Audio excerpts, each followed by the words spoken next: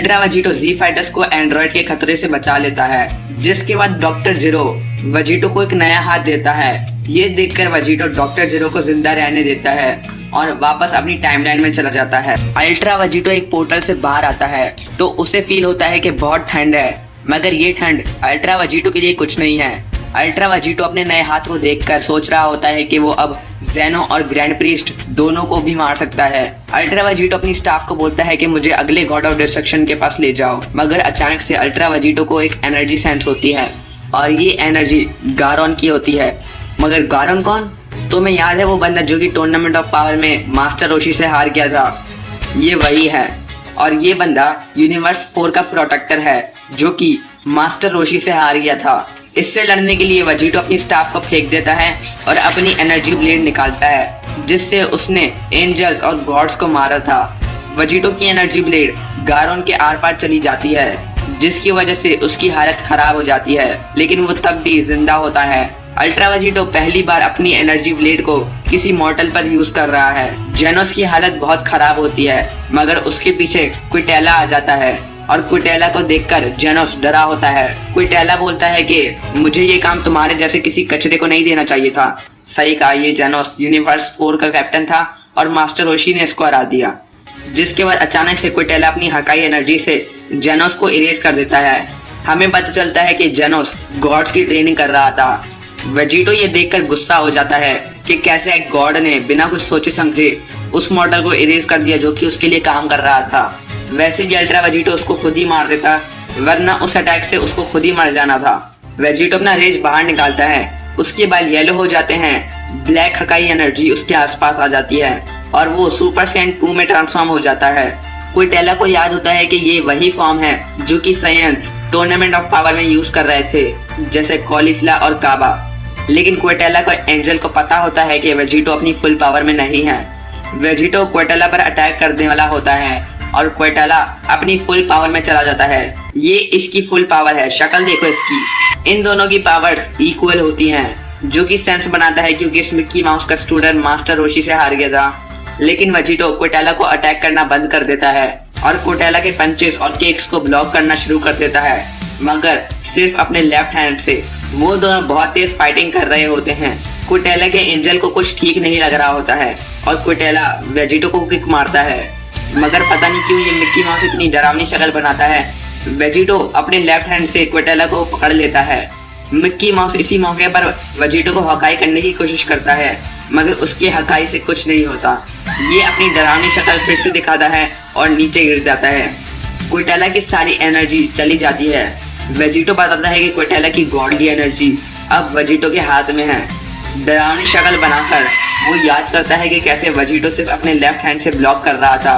क्विटेला का एंजल ये देखता है और वेजिटो को क्विटेला से दूर रहने को कहता है। वेजिटो बोलता है कि वो उसकी एंजल पावर्स भी ले लेगा, जिसके बाद क्विटेला का एंजल वेजिटो पर अटैक करने की कोशिश करता है, लेकिन वेजिटो गायब हो जाता है। और जब ये एंजल अपने पीछे देखता है तो उसे दिखता है कि वेजिटो का मास्टर अल्ट्रा इंस्टिंक्ट सुसानो उसके सामने है। वेजिटो का सुसानो कॉग्नेक को अपने हाथों में जकड़ लेता है, लेकिन कॉग्नेक बताता है कि एंजल्स की एनर्जी उनकी लाइफ फोर्स है, जिसका मतलब वेजिटो का एनर्जी एब्जॉर्प्शन एंजल्स पर काम नहीं करेगा। वेजिटो को पता होता है कि ऐसा होगा, इसलिए वो अपने मैकेनिकल हाथ से अपना सीक्रेट वेपन निकालता है, जो कि सेल की टेल होती है, जिससे सेल ने एंड्रॉइड्स को एब्जॉर्ब किया था। यही यूज कर वेजिटो कॉग्नेक को एब्जॉर्ब कर लेता है और कॉग्नेक पिघलकर खत्म हो जाता है। क्विटेला ये देखकर बहुत शॉक होता है, जिसके बाद सेल की टेल वापस वेजिटो के हाथ में चली जाती है। फिर वेजिटो एक और गॉड ऑफ डिस्ट्रक्शन को हगाई कर देता है और क्विटेला इरेज हो जाता है।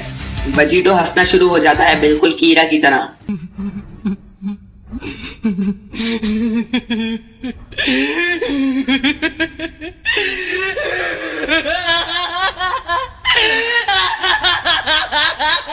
जेनो और ग्रैंड प्रीस्ट ये देख रहे होते हैं। हमें पता चलता है कि बेलमोंट ने मार्गरीटा को कहकर जीरन को और ताकतवर बना दिया है। अब वो सिर्फ मॉर्टल स्ट्रॉन्गर देन गॉड्स नहीं, बल्कि मॉर्टल स्ट्रॉन्गर देन एंजल्स बन चुका है। और ये सब पिरामिड ऑफ पावर से हुआ है, जिसमें बाहर का एक दिन अंदर के 2 साल होते हैं, बिल्कुल हाइपरबोलिक टाइम चेम्बर की तरह। और जीरन ने इसको 10 दिन तक इस्तेमाल किया, मतलब 20 साल अंदर। जीरन अपनी मेडिटेशन कर रहा होता है और मार्गरीटा उसके पास आती है। वो बोलती है कि कोई खतरा आ चुका है जो कि यूनिवर्स 7 के सन गोकू से कनेक्टेड है, क्योंकि जीरन को याद है कि सन गोकू कौन है। मार्गरीटा जीरन के सर पर अपना हाथ रखकर वो सब दिखाती है जो कि ultra Vegito the God killer ने किया है। जीरन ये देखकर बहुत शॉक हो जाता है, लेकिन हमें पता चलता है कि मार्गरीटा ने जीरन को गलत चीजें दिखाई, ना कि वो सारी चीजें जो कि गॉड्स ने वेजिटो के साथ की। पर जीरन तो अपनी दुनिया में रह रहा है, बस ये सोच रहा है कि अगर ये गोकू और वेजिटा फ्यूज्ड हैं, तो ये चीज उन्होंने जीरन के लिए यूज नहीं करी। सुपरमैन जीरन कहता है कि वो यूनिवर्स 11 का प्रोटेक्टर है, अगर वेजिटो आया तो उसे मार कर रख देगा। मगर मार्गरीटा बोलती है अल्ट्रा वेजिटो को हराने के लिए जीरन के पास इतनी पावर नहीं है। जिसके बाद मार्गरीटा जीरन को पिरामिड ऑफ पावर में जाने के लिए बोलती है, अकेले नहीं बल्कि टोपो के साथ, ताकि जीरन यूनिवर्स 11 का गॉड ऑफ डिस्ट्रक्शन बन सके। जीरन को समझ नहीं आ रहा होता है कि मार्गरीटा क्या बोल रही है। वो बोलती है वेजिटो सिर्फ गॉड्स के पीछे है, अगर तुम्हें उससे लड़ना है तो एक गॉड बनना होगा। वहीं वेजिटो किसी अर्थ जैसे प्लेनेट पर पहुंचता है, उसके सामने टॉपो खड़ा होता है। वेजिटो को लगता है कि टॉपो अब नया गॉड ऑफ डिस्ट्रक्शन बन चुका है, मगर अचानक से वेजिटो को एक एनर्जी सेंस होती है, जिसके बाद कोई वेजिटो को पंच कर देता है और वेजिटो दूर जाकर गिरता है। और ये जीरन होता है, जिसको देखकर वेजिटो गुस्सा हो जाता है। जिस टाइमलाइन से वेजिटो को अपना हाथ मिला था, उसी टाइमलाइन में गोकू अपने हार्डवायर से उठता है। उठते ही उसको सुनने को मिलता है कि गोहान, वेजिटा और क्रिलिन मारे जा चुके हैं, जिसको सुनकर गोकू सुपर सैयन 2 अचीव कर लेता है। और अचानक से उसी टाइमलाइन का वीरस उठ जाता है।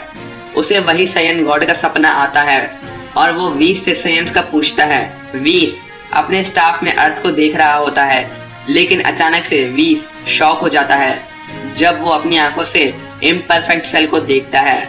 वीस समझ जाता है कि किसी ने टाइमलाइन में खराबी करी है। फिर दोनों बीरस और वीस चले जाते हैं। अचानक से गोकू के सामने बीरस और वीस आ जाते हैं। गोकू को लगता है बीरस ही सेल है और वो बीरस पर अटैक कर देता है, लेकिन बीरस गोकू के पंच को ब्लॉक कर लेता है और अचानक से वीस उन्हें बीरस के प्लेनेट पर ले जाता है, जहां वीस गोकू को सेल की गॉड पावर्स के बारे में बताता है। गोकू कहता है कि वो सेल को नहीं हरा सकता क्योंकि उसके पास गॉड्स की पावर नहीं है, पर बीरस कहता है सही कहा, तुम सेल को नहीं हरा सकते मगर तुम गॉड्स की पावर पा सकते हो, जिसके लिए वीस और बीरस गोकू को ट्रेन करेंगे। सेल को हराने के बाद गोकू सुपर ड्रैगन बॉल से अपने इरेज्ड दोस्तों को वापस ला सकता है, पर तुम ये पावर तभी पा सकते हो जब तुम एक दिन यूनिवर्स 7 के गॉड ऑफ डिस्ट्रक्शन बनने के लिए मान जाओ। गोकू ये सुनकर बहुत शौक होता है, मगर उसे पता है अगर उसे गोहान और अपने दोस्तों को वापस लाना है तो उसे ये करना होगा। जिसके बाद गोकू पूरे 14 साल तक ट्रेनिंग करता है। एक साइड पर बीरस उसे हकाई सिखा रहा है और दूसरी साइड पर वीस अल्ट्रा इंस्टिंक्ट। एक हफ्ते के बाद अब गोकू नया गॉड ऑफ डिस्ट्रक्शन बन जाता है।